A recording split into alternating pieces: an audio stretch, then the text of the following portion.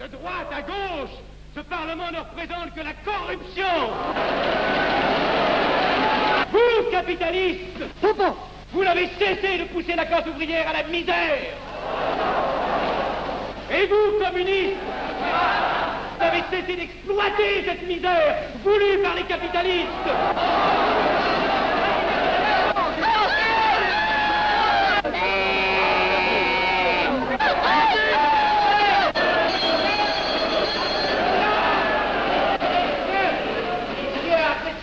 Et vous tous, parlementaires, désuets et périmés, n'insultez pas le parlementarisme.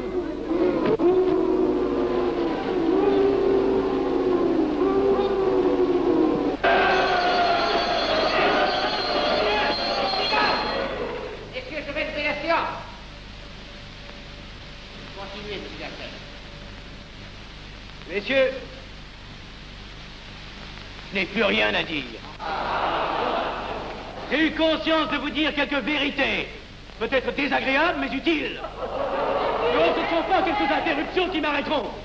La communauté française ne se bâtira pas sur le conflit de la vieille bourgeoisie égoïste et du peuple affamé.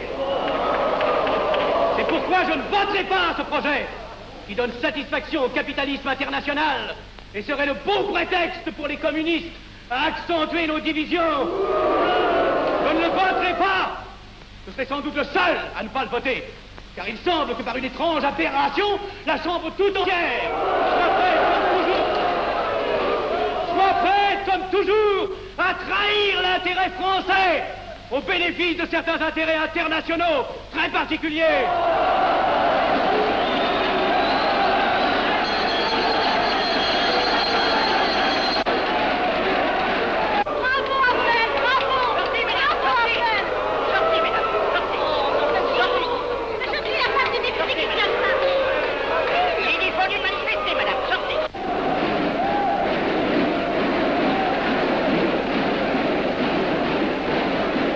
Il a du courage, ce petit Afflel. Ces petits nationaux trop puritains nous font perdre notre temps. Il faudrait l'éduquer un peu. De quelle loge est-il? Il n'est pas de chez nous, mon frère Dubois. Tout s'explique. Voilà un garçon intelligent qui a besoin d'une méthode et de conseils. Présentez-le donc. Il est sensible, il faudra procéder avec précaution. Envoyez-lui la rivière, il saura le persuader. J'y vais.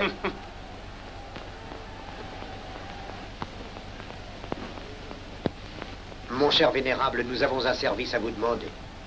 Enfin, dis donc, je vous suis tout dévoué. Le jeune Avenel qui vient de parler assez brillamment devrait subir les épreuves de l'initiation. La maçonnerie lui apporterait beaucoup et le disciplinerait. Ne croyez-vous pas? J'y pensais déjà. Nous allons nous en occuper activement. Alors, je suis brisé.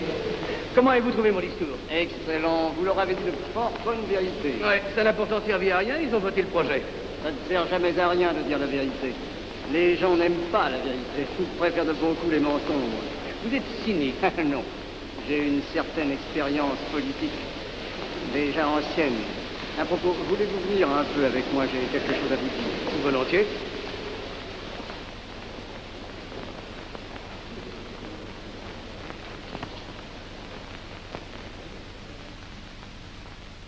Oui, voyons, je voulais vous dire, si nous reprenions notre conversation sur la franc-maçonnerie, vous m'aviez dit l'autre jour que vous étiez curieux de connaître cette association. Ah oui, on en dit tantôt du bien, tantôt du mal.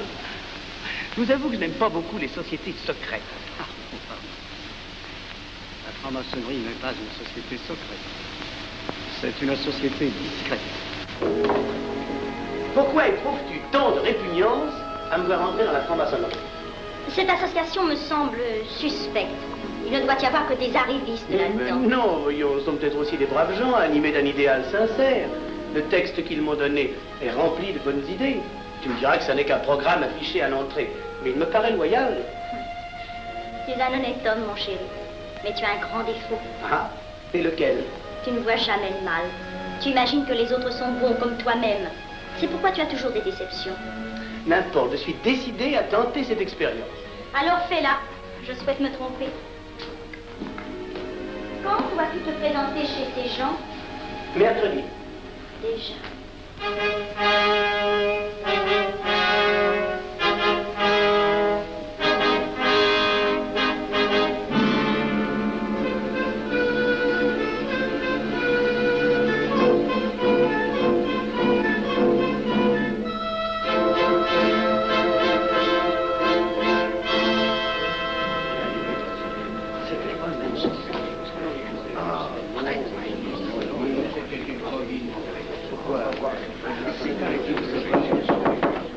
Mes frères, les travaux reprennent force et vigueur. La tenue du comité a voté l'interrogatoire du profane Avenel. Nous allons lire les rapports confidentiels de nos enquêteurs. Pierre Avenel, né en 1902 à Laval, a fait sa première communion.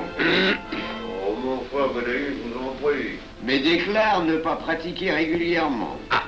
A même cessé de fréquenter l'église. Très bien. Mais s'avoue spiritualiste.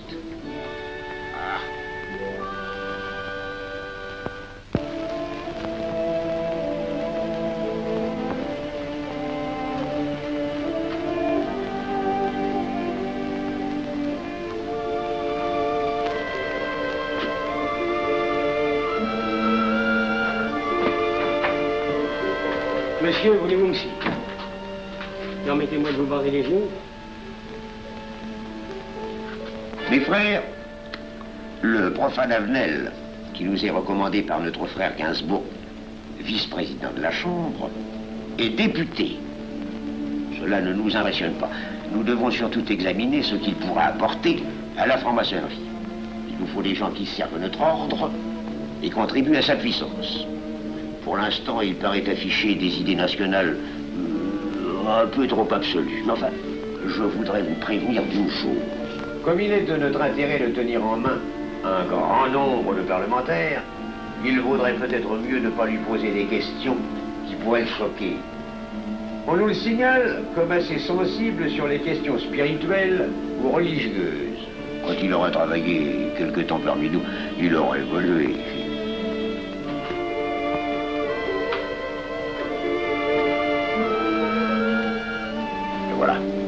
le silence le plus absolu, mes frères.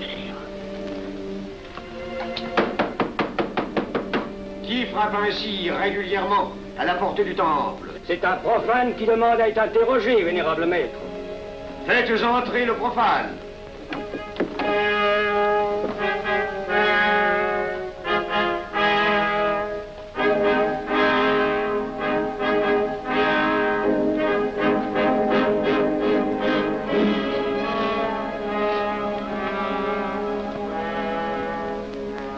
Monsieur, vous avez déclaré vouloir faire partie de la franc-maçonnerie. Mais nous désirons savoir qui vous êtes. Nous allons donc vous interroger sur vos sentiments, vos croyances, vos idées politiques. Répondez-nous sans vous troubler, mais en nous disant la plus stricte vérité. Consentez-vous à cet interrogatoire? J'y consens. Monsieur, croyez-vous en Dieu? Et pourquoi? Il semblait être déçu par ce premier contact avec la maçonnerie. Mais l'interrogatoire est assez pénible. J'ai dû paraître ridicule. Vous vous trompez. D'autres qui sont passés avant vous ont moins bien répondu. Vous avez été reçu avec une majorité convenable, 16 voix contre 10. Comment, j'ai eu 10 voix contre moi? Non, non. 2 seulement. 2. Mais les voix d'opposition comptent pour 5. Ah, un opposant de plus, et vous étiez blackboulé. La maçonnerie est difficile sur le choix de ses candidats. Pas assez, mon cher, pas assez. Je dois même vous avertir que lorsque vous serez en loge, vous serez déçu. Le milieu maçonnique est épouvantablement médiocre. Vous verrez que vous nous apporterez plus que vous ne recevrez.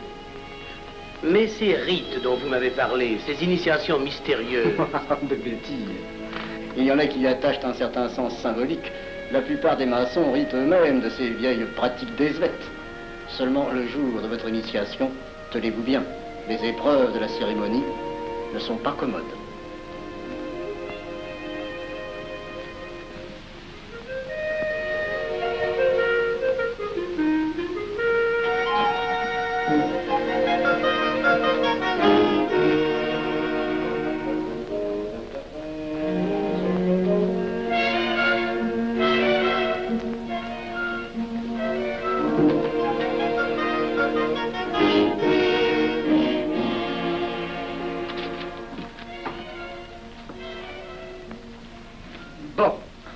Attendez à la buvette, là. On viendra vous chercher. Alors, mais c'est entendu, mon cher, je m'occupe de ton affaire. Tu peux compter sur moi. C'est très important. Mais c'est entendu. Excuse-moi, la tenue va commencer, je suis un peu en retard. Viens, viens.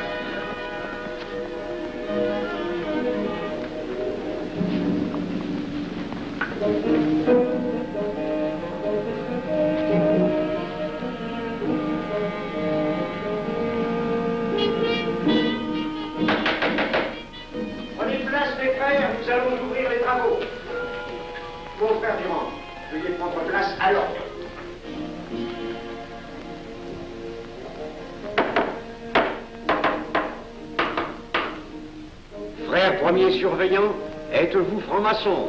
Mes frères me reconnaissent comme tel, vénérable maître. Frère second surveillant, quel âge avez-vous? 3 ans, vénérable maître. Frère premier surveillant, quel est le premier devoir d'un surveillant en loge? Vénérable maître, c'est de s'assurer que le temple est couvert. Veuillez vous en faire assurer par le frère coureur.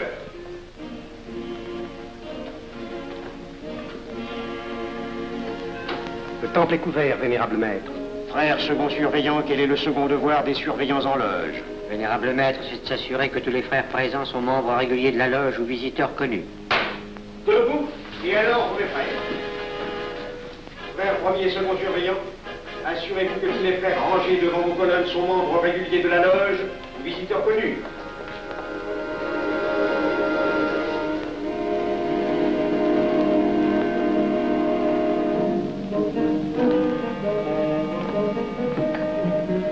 Vénérable maître, les frères qui décorent l'une et l'autre colonne sont membres réguliers de la loge ou visiteurs connus.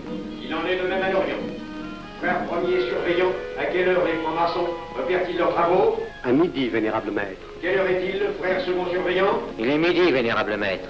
Puisqu'il est l'heure du travail, frère premier et second surveillant, invitez les frères de vos colonnes à se joindre à vous et à moi pour ouvrir les travaux de la respectable loge des enfants de l'univers Orient de Paris, au grade d'apprenti, en la forme accoutumée.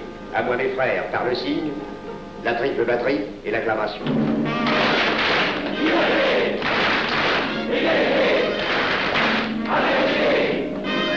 Prenez place, mes frères, les travaux sont ouverts. Mes frères, l'ordre du jour appelle l'initiation du profane Avenel. L'atelier a voté dans une précédente tenue la mission du dit profane. Nous allons donc ce soir le recevoir solennellement. Mon frère couvreur, veuillez aller chercher le profane Avenel qui a écrit son testament philosophique dans le cabinet de réflexion.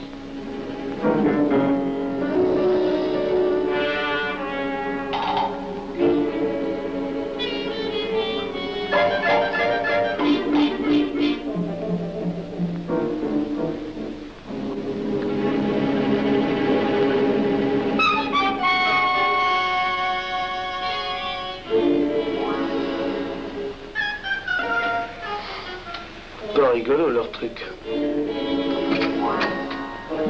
Monsieur, veuillez me suivre.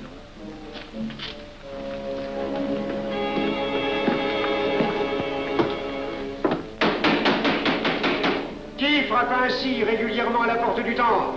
Vénérable maître, c'est un profane qui demande à être reçu maçon s'il en est jugé digne. Frères, armez-vous de vos glaives.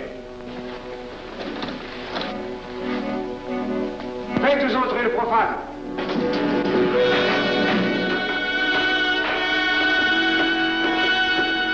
Laissez-vous, monsieur.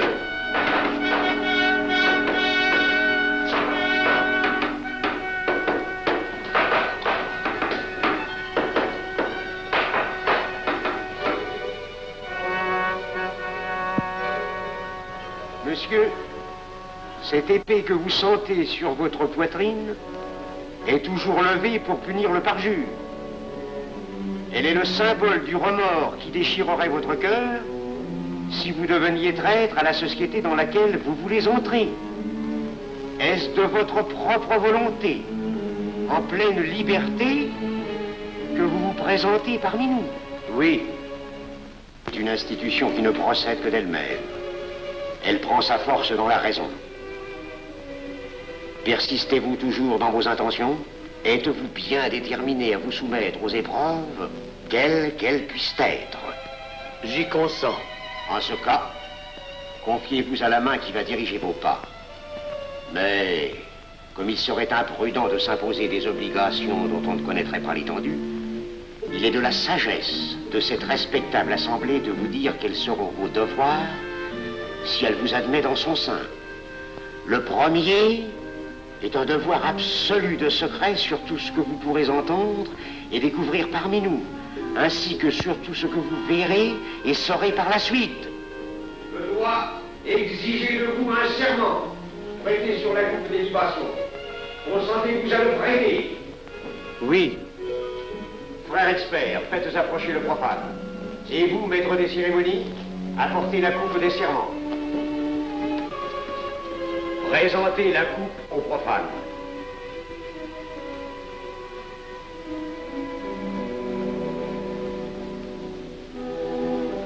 Prononcez avec moi le serment. Je m'engage sur l'honneur, au silence le plus absolu, sur tous les genres d'épreuves qu'on pourra me faire subir. Je m'y engage. Vous devez connaître toute l'importance d'un serment. Si jamais vous manquiez à une parole aussi solennellement donnée, buvez. Buvez! Buvez! Que ce breuvage amer soit pour vous le symbole de l'amertume et du remords que laisserait dans votre cœur le parjure qui aurait souillé vos lèvres. Frère expert, emparez-vous du profane et faites-lui faire son premier voyage.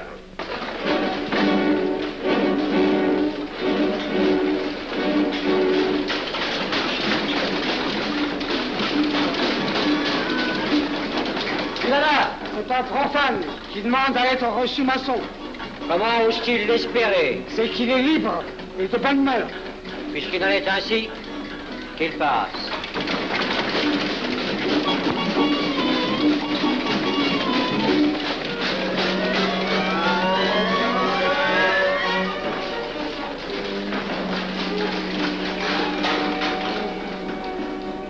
Monsieur, le voyage symbolique que vous venez de faire est l'emblème de la vie humaine. Le bruit que vous avez entendu figure les passions qui l'agitent. Les obstacles que vous avez rencontrés peignent les difficultés que l'homme éprouve et qu'il ne peut vaincre ou surmonter que grâce à l'aide qu'il trouve dans ses semblables. Frère expert, faites faire le deuxième voyage.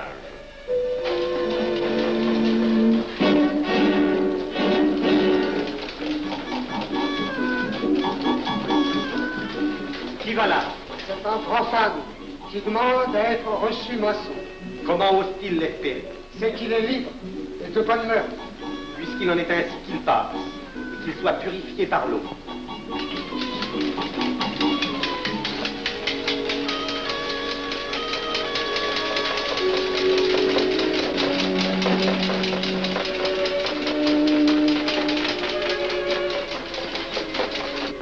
Monsieur, nous avons procédé à l'épreuve de l'eau qui représente l'épuration de votre esprit naissant à la vie maçonnique. Votre cœur doit être limpide comme l'eau pure. Frère expert, faites faire le troisième voyage.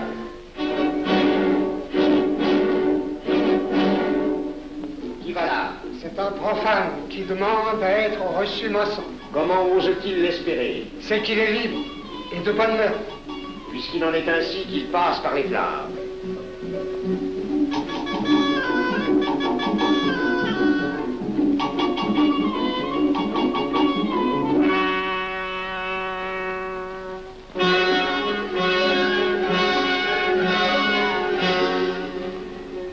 Monsieur, les flammes dont vous avez été environné ont achevé vos épreuves. L'ordre maçonnique dans lequel vous demandez à être admis pourra peut-être un jour exiger que vous versiez jusqu'à la dernière goutte de votre sang pour sa défense et celle de vos frères. Je vais maintenant vous faire prêter serment à la franc-maçonnerie. Frère expert, amenez le profane à l'hôtel. Mes frères, debout, à l'ordre et glaive aux mains.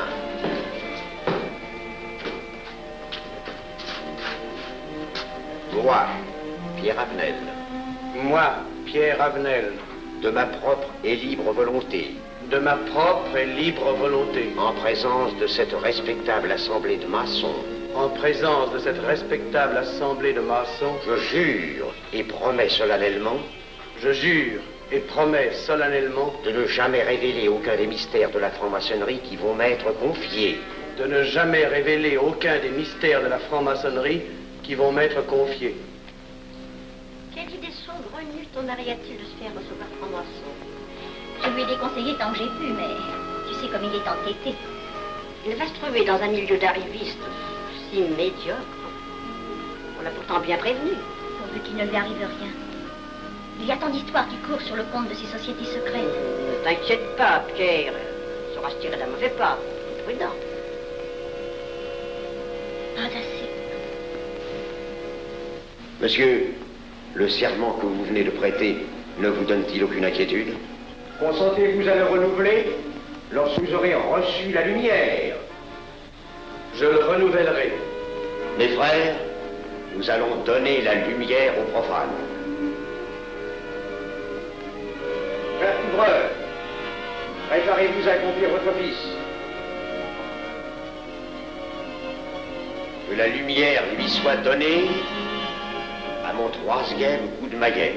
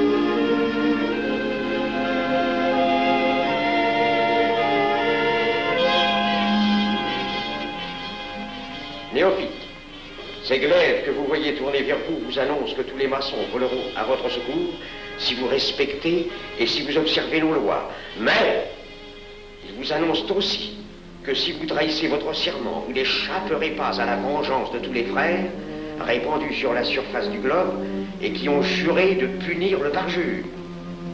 Le jurez-vous, mes frères? Nous le jurons.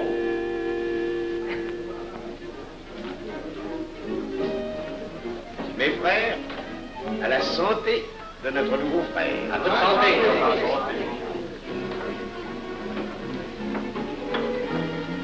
Mon très cher frère, qu'est-ce que vous pensez de cette soirée?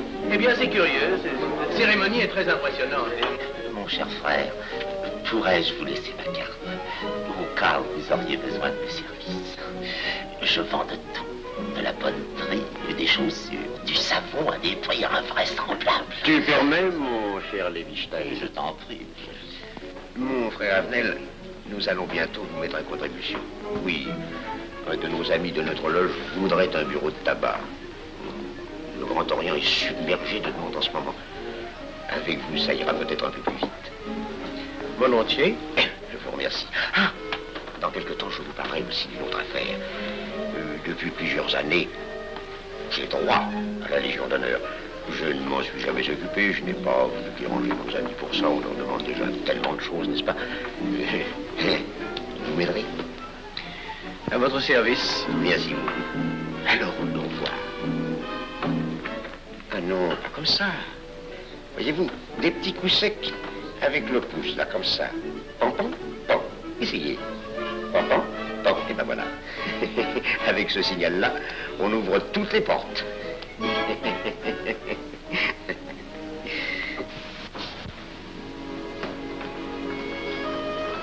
Alors, content? Bon.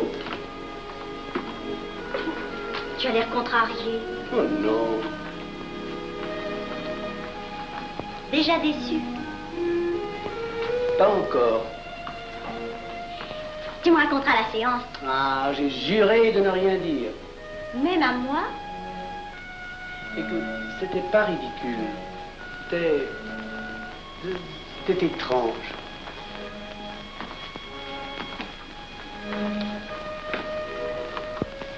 Mon chéri. Oh, mon chéri, c'est idiot, mais j'ai peur pour toi. Qu'est-ce que tu veux qu'il m'arrive? Oh, mon grand.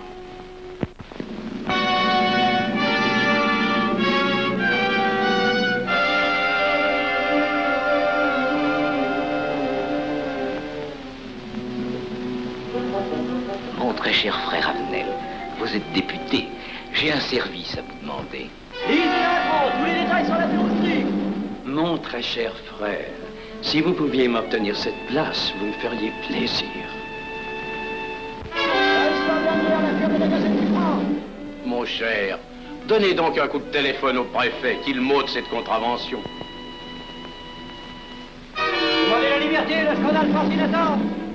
Mon très cher frère Avenel, j'ai besoin d'un bon témoin de moralité dans un procès. C'est un de nos frères qui passe en correctionnel.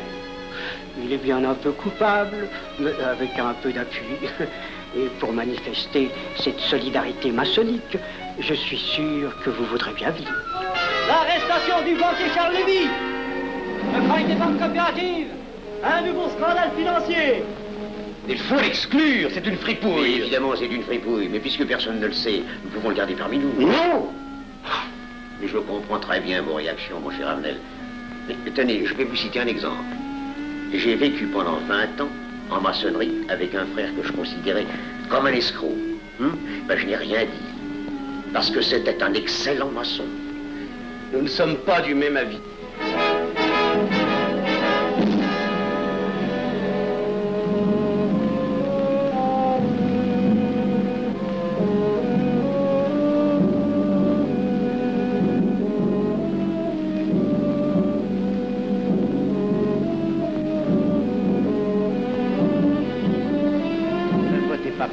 Pourquoi? C'est un adversaire de la maçonnerie. Et son projet est excellent. Qu'importe, il nous dessert. Vous n'avez pas l'air de mon ami. Non. Non, non et non, je ne ferai pas ce que vous voulez. Un mouvement! de vous conformer à la discipline républicaine. La discipline républicaine est maçonnique. Je sais ce que c'est, allez, c'est une canaillerie. Mon frère, ne laissez pas vos paroles dépasser votre pensée. Oh, ne croyez pas que je sois en colère, non, j'ai tout mon sang-froid au contraire. Et c'est pour ça que je ne voterai pas cette loi unique. Vous détruisez ce pays en l'empoisonnant doucement. Mais vous ne parlez pas sérieusement. Mais vous ne comprenez donc rien.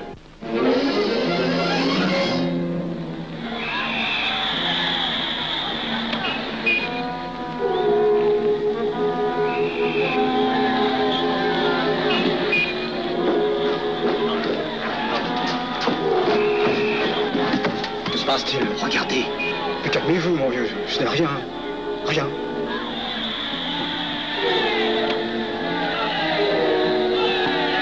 Que croyez-vous qu'on doit faire? Rien. Surtout rien. Dans de pareils cas, il faut attendre. Et croyez-moi, il n'y aura pas d'incident. Tous ces gens vont rentrer se coucher. Ils sont fatigués de voir crier.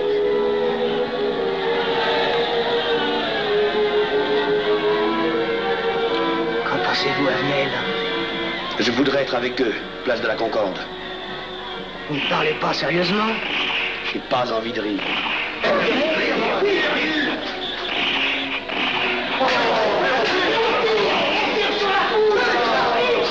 Il faut arrêter ça, oui.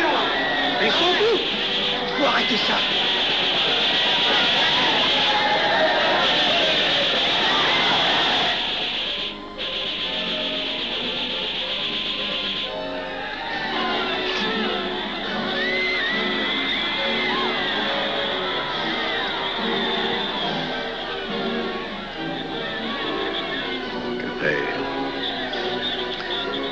Trop tard. On tire encore. Coup de feu.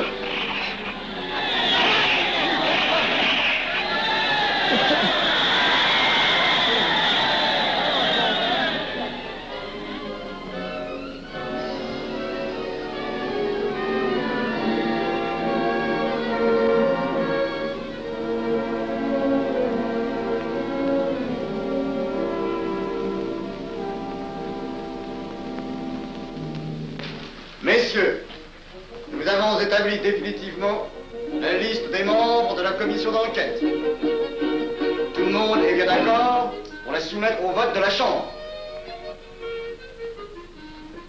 Pas d'objection? Le projet est accepté à l'unanimité. La séance est levée.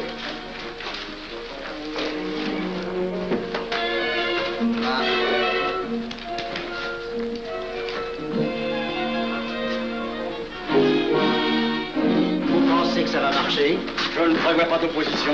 Si cela est ainsi, nous risquons de nous en tirer. Je le crois sincèrement. Nos frères députés nous attendent dans un salon voisin. Ils sont impatients de vous entendre. Bah, allons-y. Arnel. À propos, cher ami, je vous ai mis d'office dans la commission d'enquête. Moi, pourquoi? C'est indispensable. J'ai besoin de vous. Venez avec nous. Vos amis nous attendent.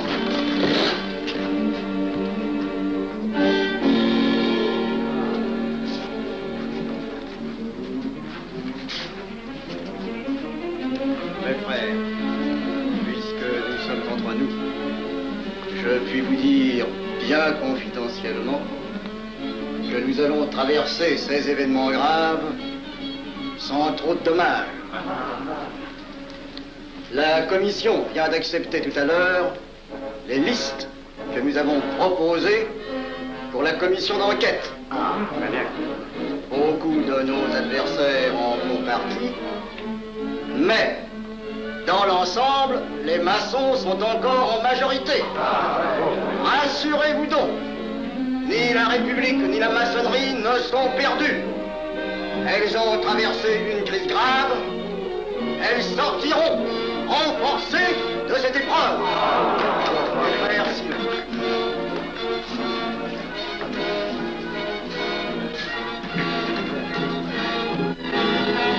Demandez l'anti-Marchon, le scandale de la commission d'enquête! Demandez l'anti-Marchon, le scandale de la commission d'enquête!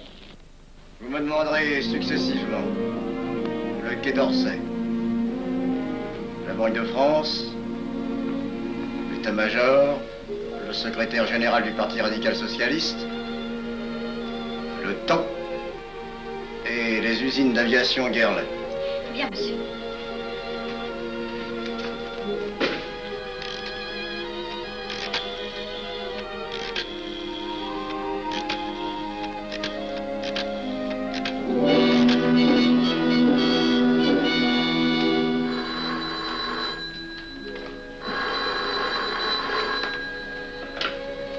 Allô, le chef de cabinet du ministre. Allô? Mais oui, passez-le moi.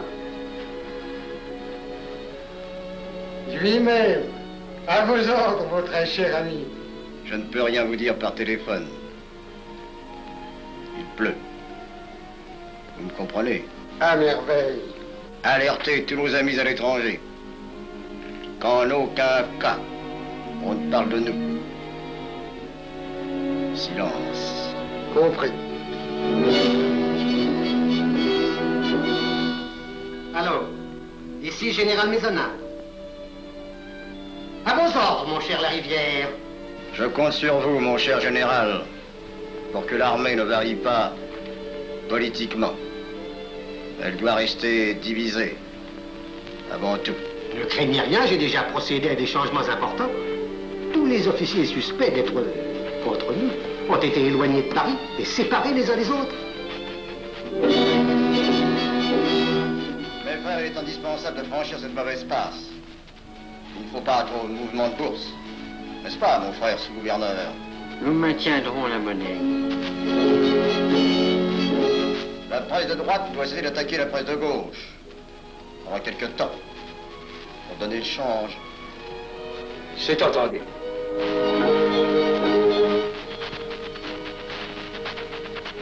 Les partis de gauche doivent faire entente avec ceux du centre et ceux de l'extrême gauche.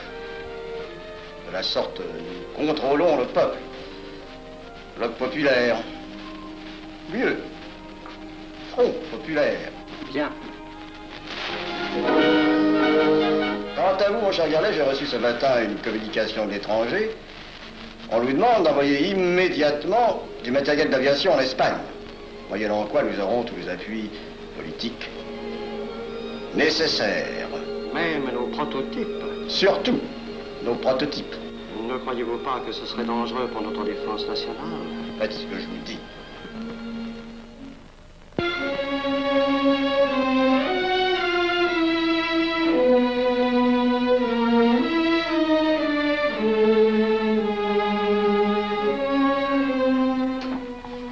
Monsieur Avenel.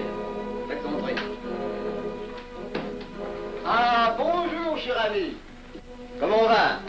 Bien, merci. Ah, je vous ai fait appeler. Que se passe-t-il? On ne vous voit plus. Vous le boudez? Oh non. Cigarette. Non, merci.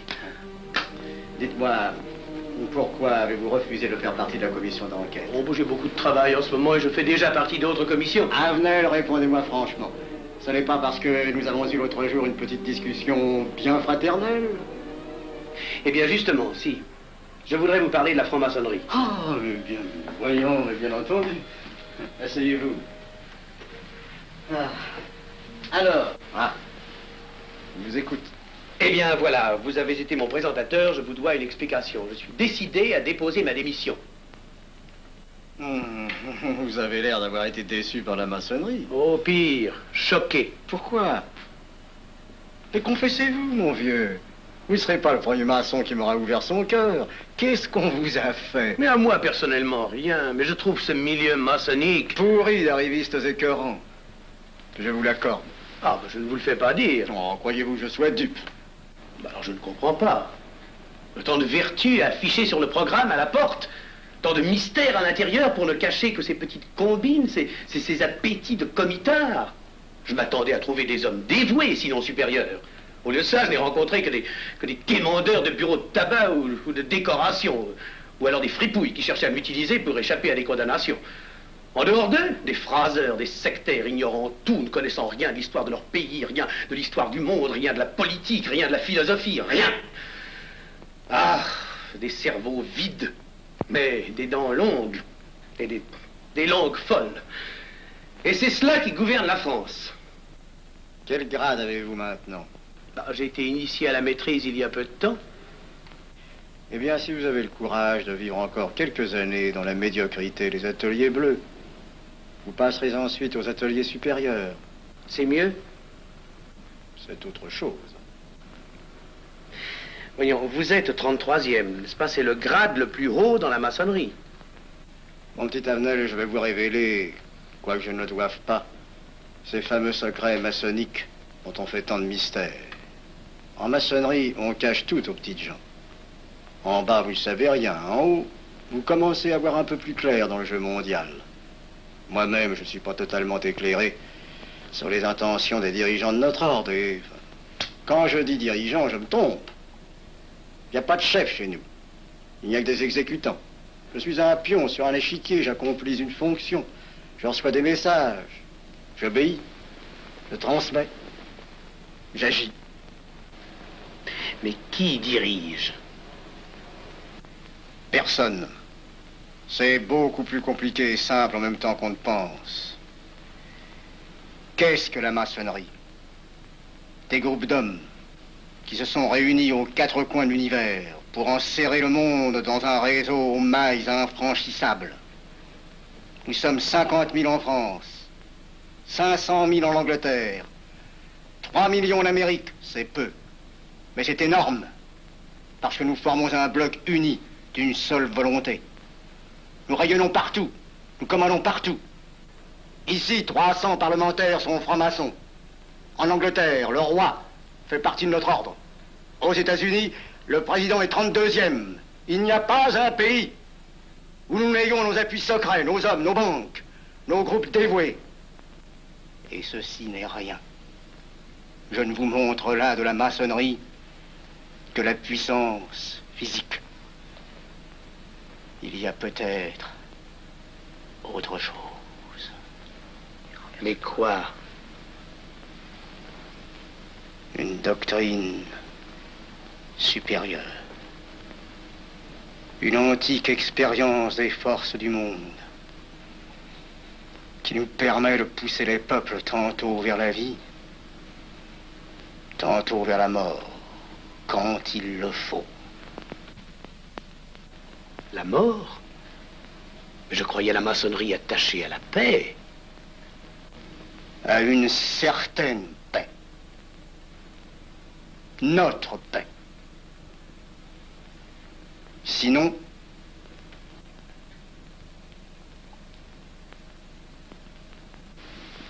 alors, cette démission? Je vais réfléchir.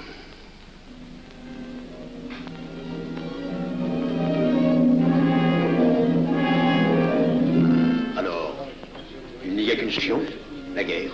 Pour réussir à déclencher la guerre, la maçonnerie a besoin de tous ses hommes. Sur combien de voix pouvons-nous compter à la Chambre? Nos frères parlementaires sont à peu près tous sûrs. Sauf un, que j'oserais nommer, car il fait partie de notre loge. Qui donc? Avenel. Il tient des propos contre le Grand Orient qui l'accuse de vouloir déclarer la guerre à l'Europe. Je n'ai jamais eu confiance en ce type-là. C'est une faute de l'avoir laissé entrer ici. Nous pouvons encore leur amener de meilleurs sentiments. D'autres que vous réussissiez.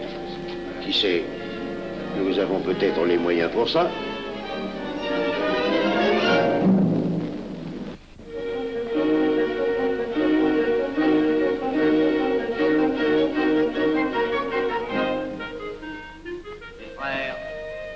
L'aviation allemande n'a pas d'appareil. Plus de 2000 accidents d'avion l'année dernière en Allemagne. La ligne Siegfried est à peine construite. Les tanks allemands marchent difficilement. Un détail entre autres qui m'a été rapporté par un de nos frères. Quand leurs tanks sont entrés à Vienne, on s'est aperçu que certains d'entre eux étaient en carton et montés sur des hautes bicyclettes. Croyez-moi, mes frères, il nous serait facile d'abattre le national-socialisme dont les exigences sans cesse accrues deviennent intolérables. Et libérer ainsi nos frères réduisent à l'esclavage. Jamais nous n'avons été plus près. En 15 jours, nous réglerions le sort de l'Allemagne. Notre loi régirait l'Europe définitivement. Notre victoire est sûre. C'est faux. C'est faux. Silence. Ce que dit cet homme est faux. Mon frère, je vous rappelle alors, vous n'avez pas la parole. Je le sais. Je suis député et membre de la commission de la défense nationale. Je ne peux pas laisser se prolonger un discours aussi manifestement erroné. Les appréciations de monsieur... De notre frère, Liechtenstein. Oui, si vous voulez. Sur l'état de l'armée que possède l'Allemagne sont des mensonges. Et ajouter foi serait de la stupidité. Mais pourquoi vouloir une guerre entre l'Allemagne et la France? Mon frère, vous n'avez pas la parole. Peu m'importe. Mais je tiens à dire qu'aucun motif réel de conflit ne peut être invoqué. Vous le direz tout à l'heure, après l'exposé de notre frère. Non, je la dirai immédiatement, avant d'entendre des stupidités bellicistes. Mais vous tous, maçons, vous poussez à la guerre.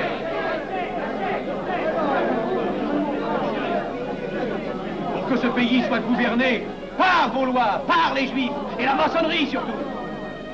Le peuple français ne se battra pas pour défendre une idéologie fumeuse, un régime ignoble, une république pourrie.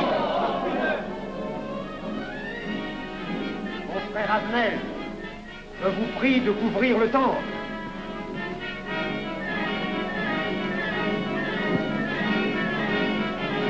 Vous êtes tous des menteurs et des faussaires. Tout chez vous n'est qu'une sinistre comédie.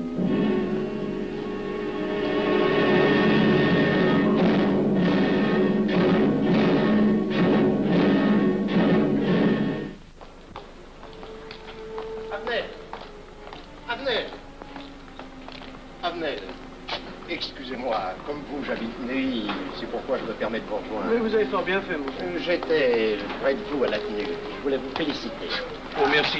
Vous avez très bien fait de leur crier des vérités. Ce sont des fous. Malheureusement, il est impossible de leur faire entendre raison. Les événements sont pourtant indiscutables. Oui, oui. Dites-moi, j'ai des documents confidentiels sur l'action actuelle de la maçonnerie qui peut-être vous intéresseraient. Des documents? Oui, oui, des documents. Vous êtes député, il serait utile et urgent que je vous les communique. Mais je crois bien, où sont-ils? Chez moi, pas très loin d'ici. Si vous avez quelques minutes. Et volontiers, allons. Alors, qu'est-ce qu'on décide? Pétard ou couteau? Le couteau, ça fait moins de bruit. Attention, les voilà.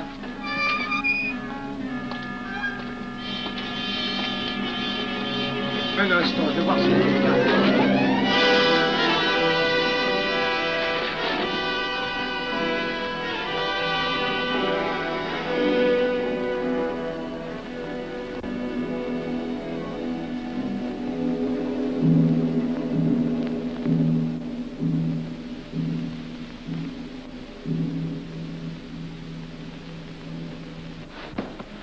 Ne t'inquiète pas, mon chéri.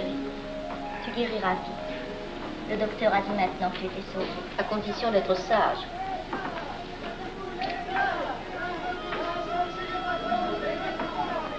Qu'est-ce qu'on entend? C'est la mobilisation générale, mon chéri. Quoi, la mobilisation? Ne t'agite pas, je t'en supplie. Je n'aurais pas dû te le dire, mon Dieu.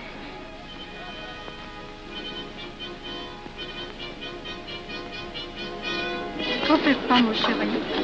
Tu reviendras vite.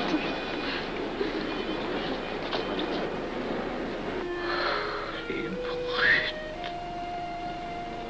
Ils sont arrivés. Ils ont réussi à déclencher leur guerre. Oh, ne bouge pas. Tes plaies sont à peine fermées. Si j'étais pas tombé sous les coups de ces criminels, j'aurais peut-être pu arrêter ça.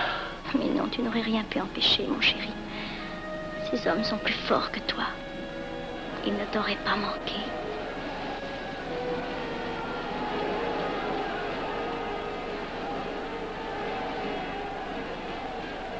Qu'est-ce que c'est?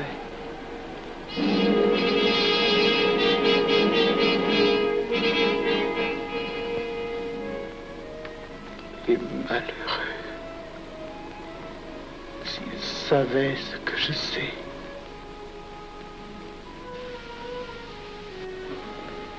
Mes frères, nous pouvons affirmer en toute sérénité que la franc-maçonnerie universelle a présentement atteint son but.